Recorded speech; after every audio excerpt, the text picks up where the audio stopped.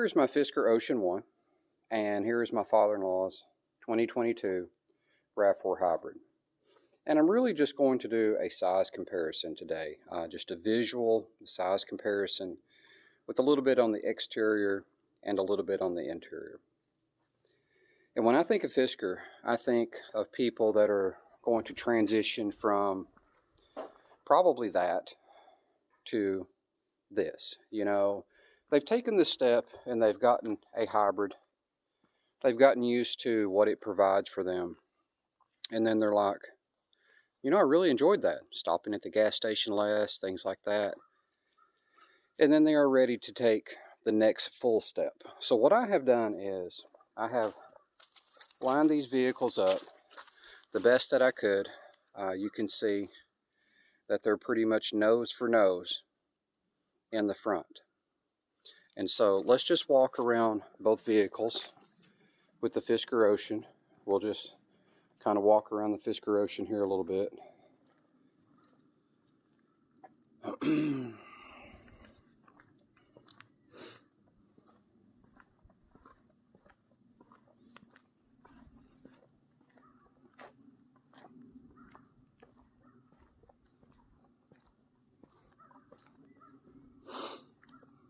Okay, now let's walk around the RAV4 Hybrid, and of course I want to make a clear distinction that this is the hybrid. So this is generally going to get you high 30s, low 40s miles per gallon, and this is an all-wheel drive version, and it's a 2022. It's a fine car. And like I said, I think a lot of people will be moving from vehicles like this to vehicles like that. I think they'll be open once, you know, it's kind of a transition. You go from gas burning cars to a hybrid, and then, you know, maybe a plug-in hybrid, and then eventually a full electric. And some people are going to skip the plug-in hybrid part. But as far as size, you know, looking at these, I'm going to try to stay the same distance here. You know, I'm going to say, looking at the RAV4, and then going over here and looking at the Fisker Ocean, I think they have similar proportions. The Fisker definitely looks a little bit wider, probably a little bit sportier. And looks are subjective here, so I'm really not going to spend a lot of time on looks. This is just more of proportions. So if we go to the back of the vehicle here, and you line this up, you can see that they're lined up in the front, but the Fisker Ocean does extend, oh, I don't know, I didn't really measure that, but I'm going to say probably a full foot. It might not look that way in the camera, but eyeballing it here, probably looks like it extends at least a full foot. And you know, they have similar designs on the back here. You know, they both kind of have similar lips as far as, you know, how the back end comes across. So as far as exterior size, the Fisker looks wider and it is clearly longer. Okay, now we're going to look at the rear cargo area and how much space each one has. So if you look at the Fisker Ocean here, I have the hatch open and I have the cargo divider in it, and this does open up some storage space below it, and you have this that folds. Now don't make fun of me here, I try to keep plan for everything. Got my tire inflator kit, plug kit, jump start kit. I even can keep a can of Fix-A-Flat in there. I do like to keep a few tools in every car because you never know what's going to happen. And back here, you know, you have your outlet where you can use up to 1600 watts, and that's for my dash cam in the front. So if you look at this, and I've already measured these, the Fisker Ocean is just a couple inches smaller as far as like the depth and the width and even the height. That's not so dramatic. When you take this out, this will actually just come right out, and that frees up quite a bit of space. But if you leave that in there, then the RAV4 clearly has more storage space. It is a little bit wider, it's a little bit deeper, and it is a little bit taller. Of course, there are no outlets back here. Now there is what, you know, old school of us would call a cigarette lighter adapter, but you know, we all know that's just a power supply now. It does have that, but it doesn't have an electrical outlet back here. But as far as space goes, or cargo area goes, the RAV4 would have a clear advantage over the Fisker Ocean as far as cargo space is concerned. Now, I didn't stack anything up. You know, we can all get online and read the dimensions and stuff, but just wanted to do a visual inspection here. Okay, I'm going to get in the RAV4 now, and I've already got the driver's seat set to where I would have it. I'm 5'9", fairly average size in the grand scheme of things, and I'm going to sit down here. This is probably difficult to do the way that I'm actually doing this, but I have the seat set, you know, where I would put it, and you can see the knee room there, and everything's laid out logically in here. I actually test drove this with my daughter when we were considering a vehicle for her, and one of the things that I actually didn't like about this car was I really felt like that the backup camera was lacking. Don't know how well you can make that out, but it looked almost cartoonish to myself and my daughter, and we really just didn't like it. Now, you can see my father and mother-in-law are getting great gas mileage. Looks like they're averaging, whoops, I didn't mean to do that. How do I get back? Okay. Looks like they're averaging 43.1 miles per gallon, and that's, you know, that's pretty excellent for a hybrid RAV4. But, you know, that's pretty typical. You're either going to get high 30s or low 40s. And, you know, it's a quiet vehicle. It rides well. It's got, you know, the memory seats and stuff like that. But what I'm really focused on is the size. So let's get in the back.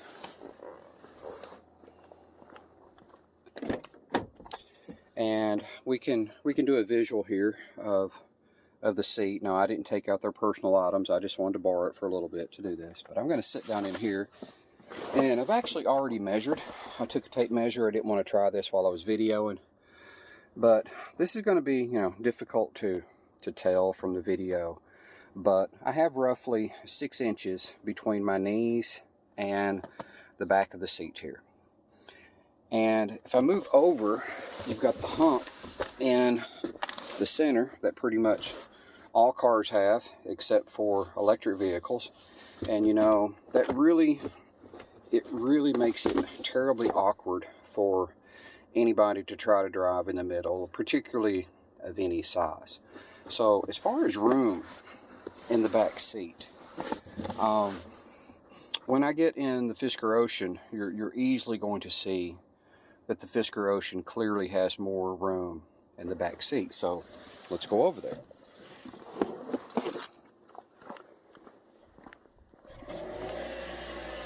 Okay, you can hear this one just started up.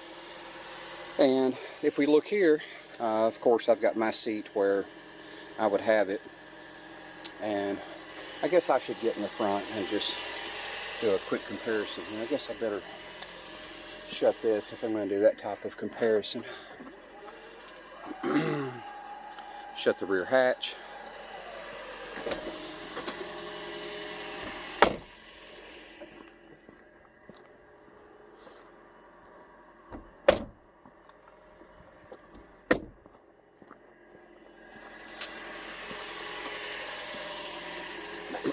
So again, I've got my seat adjusted for myself, and again, I'm 5'9", so just going to sit in here very quickly.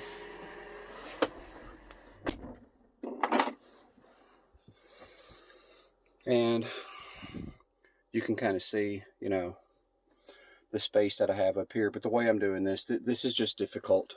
But I'm going to start it.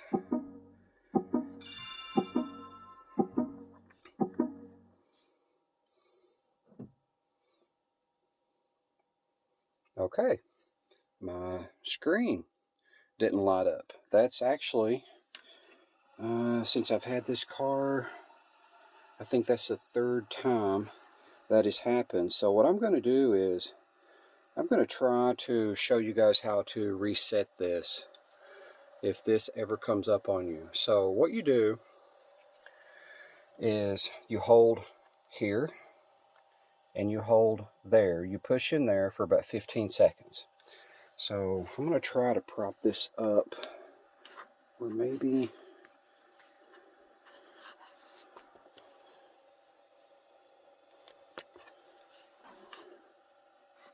can I see? Maybe one side would be helpful if I put that on the tripod. Yeah, right there, but I got no way to hold it.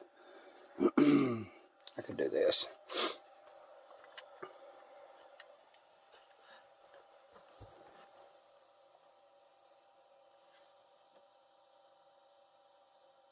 All right, zoomed out there a little bit.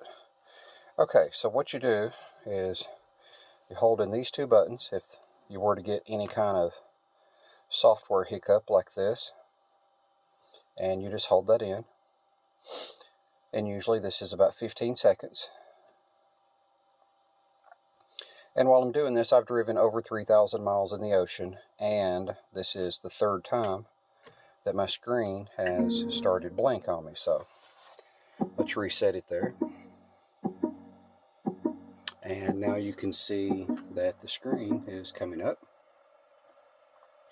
So it's really simple to fix. There's nothing to it. And being an early adopter, I fully expect stuff like this, so no big deal. And I'm still running on the original software when I got the car, so this is probably something that's easily solved with the next update.